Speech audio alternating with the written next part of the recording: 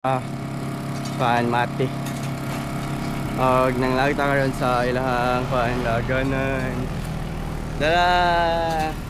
Mo nilang itawag ang sleeping dinosaur. No, sleeping dinosaur. Lighter kayo. Tapos sa Badas na rin ta sa Badas. Kat Badas. Yes, that's Badas. Grabe ang kurbada diri sa Badas.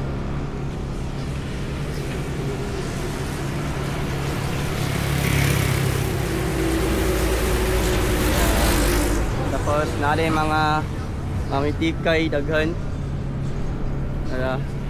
Mamitikay. Tapos natin mobile cafe. No, gwapo kayo. Then there nga view. Nadari makita ang sleeping dinosaur. So kung makaagi mo dire going to Mati Dahican, stop over mo.